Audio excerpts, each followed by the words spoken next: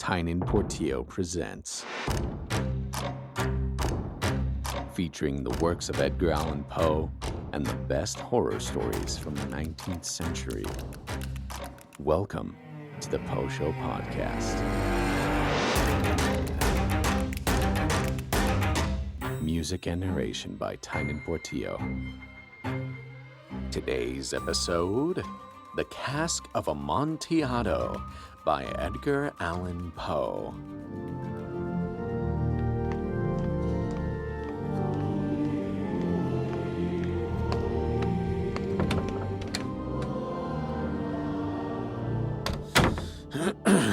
Pater ignosce mihi quia peccavi. The 1,000 injuries of Fortunato I had borne as I best could, but when he ventured upon insult, I vowed revenge. You who so well know the nature of my soul will not suppose, however, that I gave utterance to a threat. At length, I would be avenged.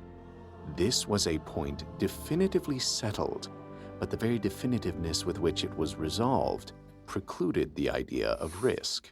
I must not only punish, but punish with impunity. In the name of the Father, and of the Son, and of the Holy Spirit. Amen. A wrong is unredressed when retribution overtakes its redresser. It is equally unredressed when the avenger fails to make himself felt as such to him who has done the wrong. It must be understood that neither by word nor deed had I given Fortunato cause to doubt my goodwill. I continued, as was my wont, to smile in his face, and he did not perceive that my smile now was at the thought of his immolation. He had a weak point, this Fortunato. Although in other regards he was a man to be respected and even feared, he prided himself on his connoisseurship in wine. Few Italians have the true virtuoso spirit. For the most part, their enthusiasm is adopted to suit the time and opportunity, to practice imposture upon the British and Austrian millionaires. In painting and gemmery, Fortunato, like his countrymen, was a quack. But in the matter of old wines, he was sincere. In this respect, I did not differ from him materially. I was skillful in the Italian vintages myself, and bought largely whenever I could. It was about dusk one evening during the supreme madness of the carnival season that I encountered my friend. He accosted me with excessive warmth, for he had been drinking much. The man wore motley. He had on a tight-fitting party-striped dress, and his head was surmounted by the conical cap and bells. I was so pleased to see him that I thought I should never have done wringing his hand. I said to him, "My dear Fortunato, you are luckily met. How remarkably well you are looking today. But I have received a pipe of what passes for Amontillado, and I have my doubts." "How?" said he. "Amontillado? A pipe? Impossible! And in the middle of the carnival." "I have my doubts, and I was silly enough to pay the full Amontillado price without consulting you in the matter. You were not to be found, and I was fearful of losing a bargain." "Amontillado." "I have my doubts." "Amontillado." "And I must satisfy them." "Amontillado." "As you are engaged, I am on my way to Lucchesi. If anyone has a critical turn, it is he. He will tell me, Lucchesi cannot tell Amontillado from sherry. And yet some fools will have it that his taste is a match for your own." "Come, let us go." "Whither?" "To your vaults." "My friend, no. I will not impose upon your good nature. I perceive you have an engagement. Lucchesi." "I have no engagement. Come." "My friend, no. It is not the engagement, but the severe cold with which I perceive you are afflicted. The vaults are insufferably damp. They are encrusted with nitre." "Let us go, nevertheless. The cold is merely nothing. Amontillado. You have been imposed upon. And as for Lucchesi, he cannot distinguish sherry from Amontillado. Thus speaking, Fortunato possessed himself of my arm. Putting on a mask of black silk and drawing a roquelaire closely about my person, I suffered him to hurry me to my palazzo. There were no attendants at home. They had absconded to make merry in honor of the time. I had told them that I should not return until the morning and had given them explicit orders not to stir from the house. These orders were sufficient, I well knew, to ensure their immediate disappearance, one and all, as soon as my back was turned. I took from their sconces 2 flambeaux, and giving one to Fortunato, bowed him through several suites of rooms to the archway that led into the vaults. I passed down a long and winding staircase, requesting him to be cautious as he followed. We came at length to the foot of the descent and stood together on the damp ground of the catacombs of the Montresors. The gait of my friend was unsteady, and the bells upon his cap jingled as he strode. The pipe. It is farther on. But observe the white webwork which gleams from these cavern walls. He turned towards me and looked into my eyes with 2 filmy orbs that distilled the rheum of intoxication. Niter? Niter. How long have you had that cough? My poor friend found it impossible to reply for many minutes. It is nothing. Come, we will go back. Your health is precious. You are rich, respected, admired, beloved. You are happy as once I was. You are a man to be missed. For me it is no matter. We will go back. You will be ill and I cannot be responsible. Besides, there is Lucchesi. Enough. The cough is a mere nothing. It will not kill me. I shall not die of a cough. True. True. And indeed I had no intention of alarming you unnecessarily. But you should use all proper caution. A draught of this Medoc will defend us from the damps. Here I knocked off the neck of a bottle which I drew from a long row of its fellows that lay upon the mold. Drink, I said, presenting him the wine. He raised it to his lips with a leer. He paused and nodded to me familiarly, while his bells jingled. I drink to the buried that repose around us. And I, to your long life. He again took my arm, and we proceeded.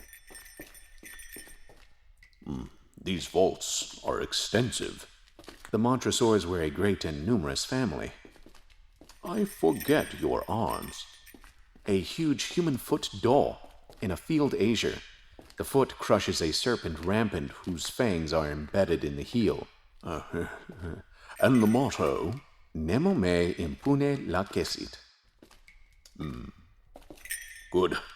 The wine sparkled in his eyes, and the bells jingled. My own fancy grew warm with the Medoc. We had passed through walls of piled bones, with casks and puncheons intermingling, into the inmost recesses of the catacombs. I paused again, and this time I made bold to seize Fortunato by an arm, above the elbow. The nitre! See, it increases. It hangs like moss upon the vaults. We are below the river's bed. The drops of moisture trickle among the bones. Come, we will go back ere it is too late. Your cough. It is nothing. Let us go on. But first, another draught of the Medoc.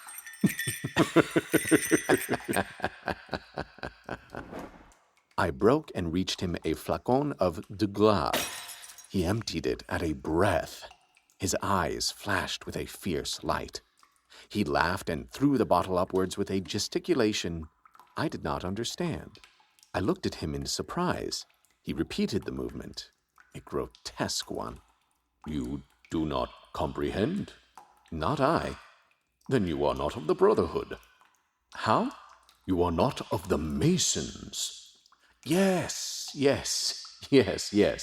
"You? Impossible! A Mason?" "A Mason." "A sign." "It is this," I answered, producing a trowel from beneath the folds of my roquelaire. "Oh, you jest," he exclaimed, recoiling a few paces.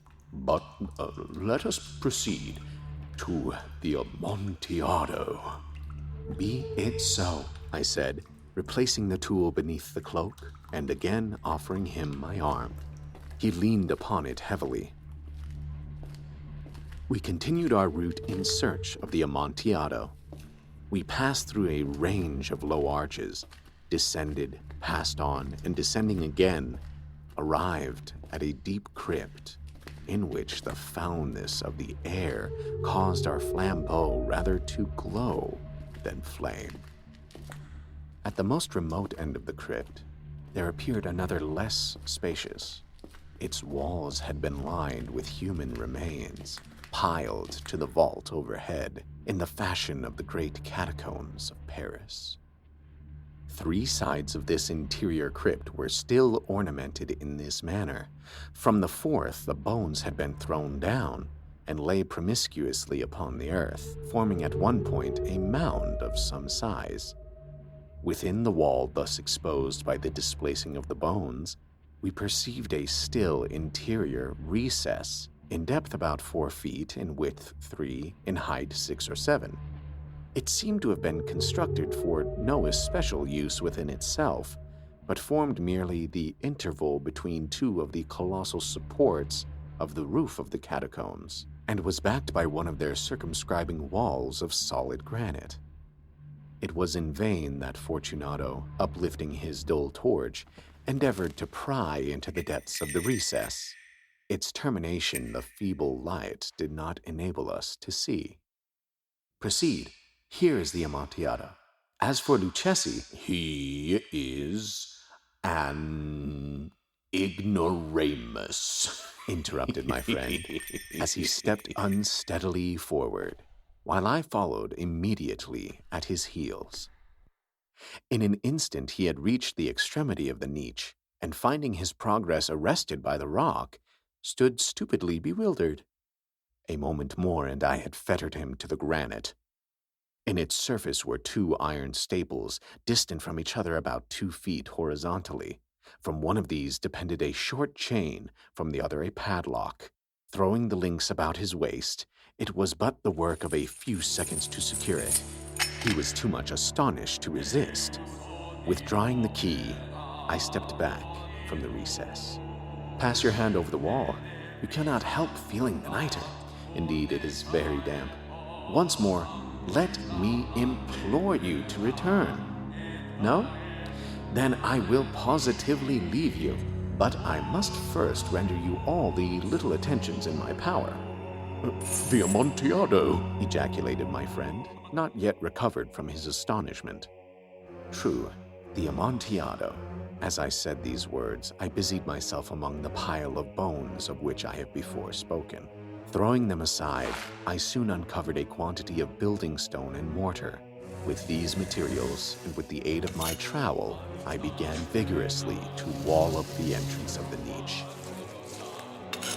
I had scarcely laid the first tier of my masonry when I discovered that the intoxication of Fortunato had in a great measure worn off. The earliest indication I had of this was a low moaning cry from the depth of the recess. It was not the cry of a drunken man. There was then a long and obstinate silence. I laid the 2nd tier, and the 3rd, and the 4th, and then I heard the furious vibrations of the chain. The noise lasted for several minutes, during which, that I might hearken to it with the more satisfaction, I ceased my labors and sat down upon the bones. When at last the clanking subsided, I resumed the trowel and finished without interruption the 5th, the 6th, and the 7th tier. The wall was now nearly upon a level with my breast. I again paused, and holding the flambeau over the masonwork, threw a few feeble rays upon the figure within. A succession of loud and shrill screams, bursting suddenly from the throat of the chained form, seemed to thrust me violently back. For a brief moment, I hesitated. I trembled. Unsheathing my rapier, I began to grope with it about the recess, but the thought of an instant reassured me. I placed my hand upon the solid fabric of the catacombs and felt satisfied.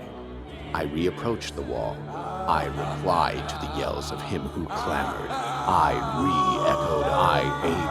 I surpassed them in volume and in strength. I did this.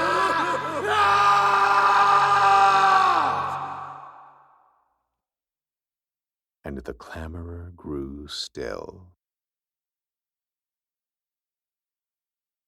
It was now midnight, and my task was drawing to a close. I had completed the 8th, the 9th, and the 10th tier. I had finished a portion of the last and the 11th. There remained but a single stone to be fitted and plastered in. I struggled with its weight. I placed it partially in its destined position. But now there came from out the niche a low laugh that erected the hairs upon my head. It was succeeded by a sad voice, which I had difficulty in recognizing as that of the noble Fortunato. The voice said, "A very good joke indeed, an excellent jest. We will have many a rich laugh about it at the palazzo, over our wine." "The Amontillado!" Yes, the Amontillado. But is it not getting late? Will not they be awaiting us at the palazzo? The Lady Fortunato and the rest. Let us be gone. "Yes, let us be gone." For the love of God, Montresor. "Yes, for the love of God." But to these words, I hearkened in vain for a reply. I grew impatient. I called aloud, "Fortunato?" No answer. I called again, "Fortunato?" No answer still. I thrust a torch through the remaining aperture and let it fall within. There came forth in return only a jingling of the bells. My heart grew sick. On account of the dampness of the catacombs, I hastened to make an end of my labor. I forced the last stone into its position. I plastered it up. Against the new masonry, I re-erected the old rampart of bones. For the half of a century, no mortal has disturbed them.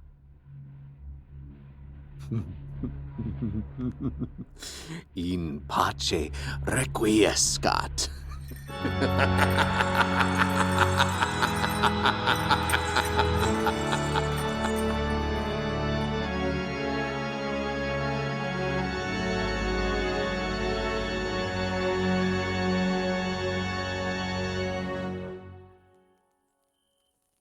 Hello and welcome back to The Poe Show. I'm your host, Tynan Portillo.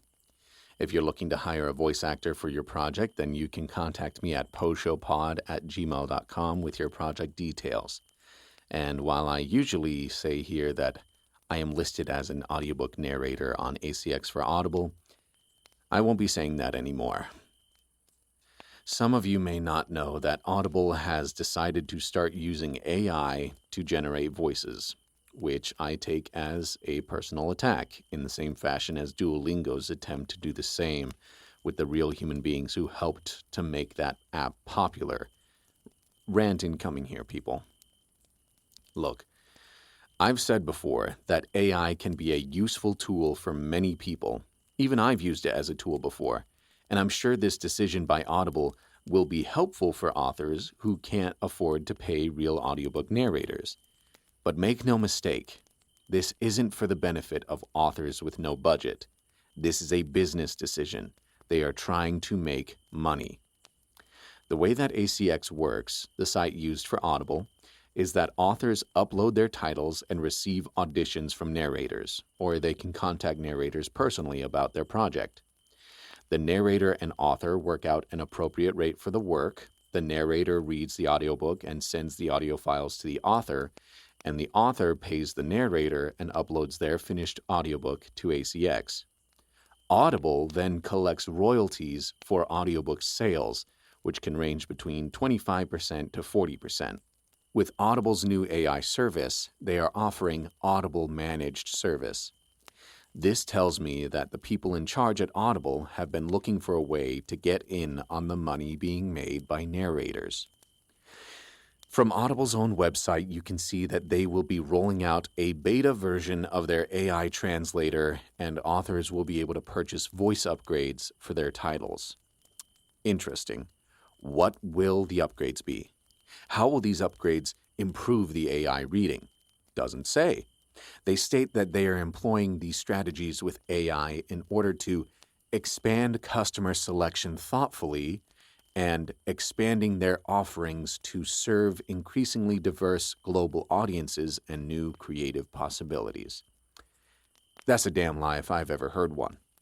Audible wants in on the money that narrators are making for producing audiobooks, and they seem to think that they can do that by using AI, the least amount of effort possible.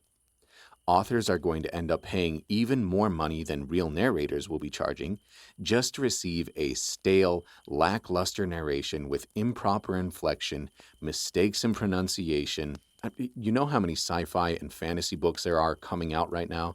There are so many names that have pronunciations that need to be specified by authors, which will be nigh on impossible for AI to do, and more than likely, completely incorrect translation for their audiobooks from and to other languages. But if enough people latch onto this idea, Audible won't even think twice about it, because they'll be making money. Not to mention it will affect the rates that real narrators charge and seriously limit the capabilities of narrators to offer their services. Now, this is a message to those of you who may think that using AI to create music or art or books is not only okay, but it's actually great because you can make money off of automating some kind of content machine.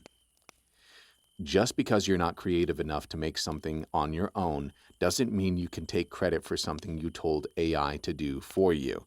Nor does it mean that you are creative, nor does it mean that you have created anything of value. You haven't. You've done nothing. Using AI as a tool has allowed me to find sound effects for this podcast and given me ideas for script writing for the podcast. But I think my uncle, who made my logo for this podcast, the updated one, even used AI as a tool to create an idea, and then he refined it. But when it came down to the creative work, I was the one creating. I built my home studio, saved up for a good mic. I spent my hard-earned money on interfaces and cables and plugins. I learned how to use audio engineering to improve my sound. And I read extensively for this podcast, narrate the stories, edit them myself, and make all the damn music because I love doing it. I didn't want to take a shortcut. I wanted to get better at something I love doing. You like playing the guitar? The next step is you get a good teacher and you can learn how to play the guitar better and faster. The next step is not using AI to make you sound like Jimi Hendrix. And the majority of you aren't even using AI because you want to make art. You just know that it's impressive to be considered creative. You're looking for attention and fame and money, and you think AI is this shortcut to your little slice of the great big pie. So you told AI to write you a story. So what? I wrote mine. Fish. I had something to say in my story. Nicholas Leonard has something to say. Listen to the episode where I narrate his story No Chapel Could Compare. He's got hundreds of sonnets he's written plastered across his bedroom walls because he loves writing so much. And so did the authors of the 19th century, and so did Edgar Allan Poe, and so do authors and actors and writers and painters and poets and singers today. Art is the spider's web for humanity. It's not just some pretty anomaly of nature. It's how we survive. So, if you enjoy 19th century authors, the works of Edgar Allan Poe, H.P. Lovecraft's works, macabre literature, and original music, then follow this podcast, give it a good rating, and let's celebrate the beautiful creations of mankind together. As you all know, I make the music for this podcast, and I wanted to share the creative process I went through to compose this music. I got a lot of religious vibes while reading this story, like Montresor was confessing a sin. So that means I got to include an organ, choir, some deep strings, and Latin. I emulated soundtracks like The Hunchback of Notre Dame and Van Helsing. Then I chose to have minimal music in the caves to better reflect the solitude that those chambers give, a better sense of Fortunato never being found. The lyrics in Latin are all about confessing sins and claiming the soul of a fool, then burying him deep below where God couldn't find him. I know that the Cask of Amontillado is coming right after the Premature Burial, and both stories are about being buried alive, but after I read this story, I kind of fell in love with it. The sadistic nature of the protagonist is so deliciously vile that I couldn't wait to start voicing him. And I think this story translates to an audio format really well, because Edgar Allan Poe creates a great literary soundscape for the reader, so it was easy to find inspiration for this episode. The Cask of Amontillado was published in Godey's Lady's Book in November of 1846, just 3 years before Edgar Allan Poe's death. And although it is strictly a piece of fiction, the Cask of Amontillado was inspired by a legend which turned out to be true in some form. During Edgar Allan Poe's time serving in the military, he was briefly stationed at Fort Independence on Castle Island in Boston Harbor. It was there that he saw various burial plaques and was told stories about some of the soldiers from previous times. One such story involved the 2 lieutenants, Robert Massey and Gustavus Drain, who had battled in a duel to the death. Robert Massey was the victor, but after Drain's burial, no one ever saw him again. He had just disappeared. So a rumor spread amongst the ranks, saying that friends of Drain had secretly captured Massey and buried him alive somewhere in the fort. Now, as history goes, this wasn't true. Records show that Robert Massey was promoted to captain and only died in 1846. Ooh, are you paying attention? Robert Massey died the same year that the Cask of Amontillado was published. Coincidence? But even stranger, in 1905, some Boston workmen were renovating the old fort and came across a part of infrastructure which wasn't listed on any building layouts. After tearing it down, they found a skeleton wearing a soldier's uniform, chained to the wall. It wasn't Robert Massey, but someone had been chained and buried there, forgotten for years. We have no idea who that poor soul was, but all evidence shows that they were left there alive. The Cask of Amontillado pretty blatantly explores the themes of vengeance and personal justice, not just any rudimentary form of revenge, but the perfect revenge, the kind of revenge that is never unearthed.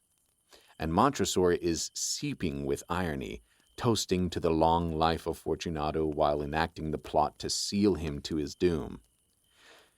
Speaking of, the part of this story that speaks to me so immensely is when Montresor is sealing up Fortunato behind the wall. The interaction between the both of them seems so eerily and captivatingly human, with Fortunato grasping at straws, trying to figure out a way to bargain for his life, and changing the tactics he employs to convince Montresor to stop killing him. But Montresor is consumed by his vengeance and has lost his humanity entirely. When the two men scream at each other through the wall, it just feels so maddening, raw, and it's a fantastic lifting of the mask for Montresor. Now, let's ask some questions. Who is Montresor talking to here? He's been keeping the secret of abandoning Fortunato to die for over 50 years. So what changed his mind in keeping it a secret? Who mattered enough to Montresor to confess his secret to?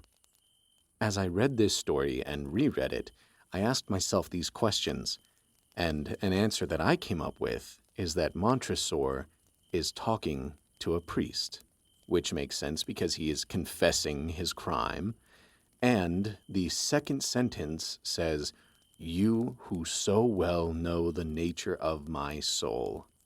Montresor is a character who hides, who puts on a face, who puts on a mask. Honestly, he took on a kind of Patrick Bateman vibe from American Psycho, just putting on this face of what seems to be important in this world, while holding those insane and nefarious thoughts to himself. And the only person that would ever truly know him and the evils of his mind, in my theory, is a priest. Thus, I also added the line at the beginning of the story of "Father, forgive me for I have sinned" in Latin, and then have the story end in Latin, in its original Latin, for "May he rest in peace." Just felt like a great way to bring it all together and tie it up neat with a nice little Latin bow. What reasons can we assume made Montresor comfortable in revealing his betrayal of Fortunato? Can we actually trust Montresor as a reliable narrator at all? And do we side with Montresor, deciding that Fortunato deserved his fate? Fortunato is not necessarily an innocent victim. Montresor has suffered the 1,000 injuries of Fortunato already by the beginning of the story. What are those injuries? Did he sleep with your wife or steal your fortune?